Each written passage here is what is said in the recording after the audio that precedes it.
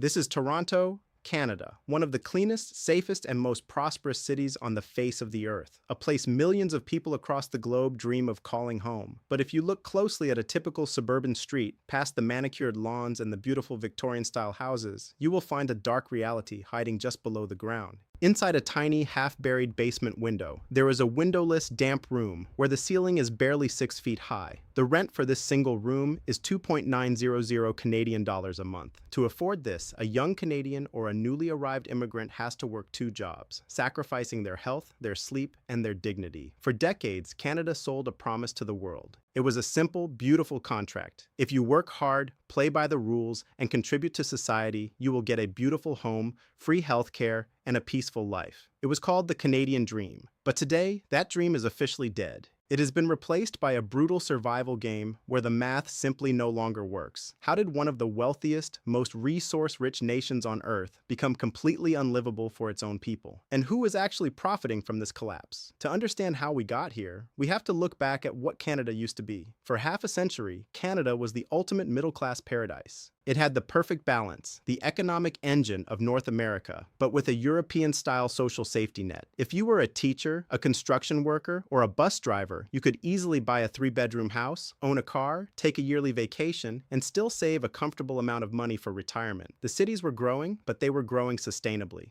The government built public housing, invested in transit, and ensured that wages kept pace with the cost of living. It was a quiet, stable country where people trusted the institutions and believed that tomorrow would always be better than yesterday. But behind the scenes, the foundation was cracking. The government kept advertising Canada as an infinite land of opportunity, launching massive global campaigns to attract new residents. They opened the doors wide, welcoming hundreds of thousands of immigrants, international students, and temporary foreign workers every single year. In theory, immigration is a powerful economic tool. It brings talent, youth, and labor to a country with an aging population.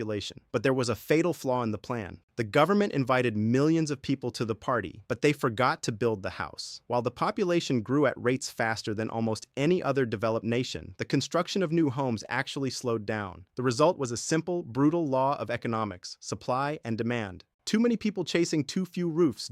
This wasn't just an accident of bad planning. It was a gold rush. Real estate quickly became the largest sector of the Canadian economy, surpassing manufacturing and technology. Housing stopped being treated as a basic human right or a place of shelter. It became a speculative financial asset. Wealthy investors, both domestic and foreign, realized that Canadian housing was a guaranteed money machine. Because the supply was artificially restricted by municipal zoning laws and red tape, the value of existing homes was guaranteed to skyrocket. Massive investment firms and corporate landlords started buying up entire blocks of suburban homes and apartment buildings. They didn't care about the communities or the families living inside them. They cared about the yield. They used a tactic known as renoviction, forcing low-income tenants out under the guise of minor renovations, only to relist the same apartment a month later for double the price. The average Canadian family found themselves competing against multi-billion-dollar corporations in bidding wars for basic homes.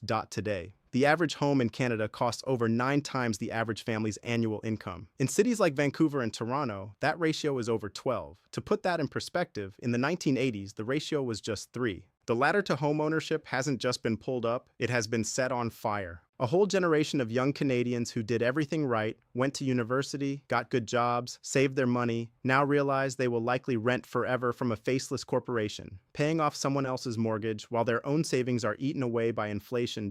The crisis has bled into every single aspect of daily life. It is no longer just about housing. A trip to the local grocery store has become a source of immense anxiety for millions. Canada's grocery sector is controlled by a tight oligopoly of 3 massive corporations, with the Loblaws empire at the very top. While Canadians struggle to buy basic necessities like milk, bread, and vegetables, these corporations have reported record-breaking profits year after year. A single head of lettuce can cost 8 Canadian dollars, and a family of 4 now easily spends over 1.500 Canadian dollars a month just to feed themselves. The feeling of being trapped in a system designed to extract every single dollar from your pocket is exhausting, and it is pushing the population to a dangerous breaking point.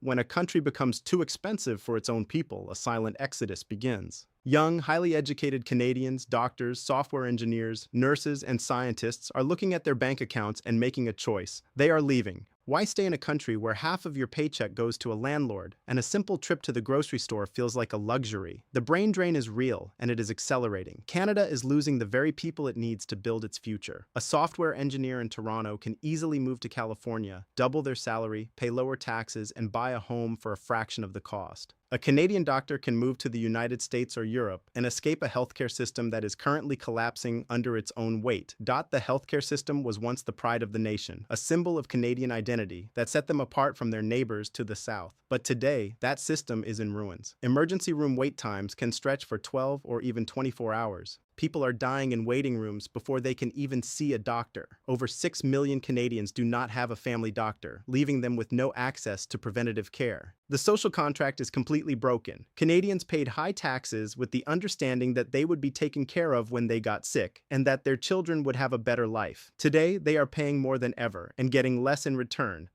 So, where does this end? Canada is approaching a critical breaking point. The frustration is turning into anger, and that anger is starting to boil over into the streets. The political landscape is shifting rapidly as citizens demand accountability from leaders who watched this crisis unfold for a decade without taking real action. But there are no easy fixes. Lowering immigration rates might help ease the pressure on housing, but it could also hurt an economy that relies on new labor to fund its social programs. Building millions of homes takes years, and the construction industry is already facing a massive shortage of skilled workers. The reality is that the damage is deep, systemic, and will take decades to repair. The Canada of the past, the easy, affordable, middle-class utopia, is gone, and a new, much harsher Canada is taking its place. But the housing crisis and the cost of living are only the symptoms of a much larger, hidden transformation. While Canadians are distracted fighting for survival in the cities, a silent geopolitical war is being fought in the frozen, empty north of the country. A war over a resource that will make the housing crisis look completely insignificant. To understand why the Canadian government is keeping 90% of its land completely empty, you need to see what is hiding under the ice.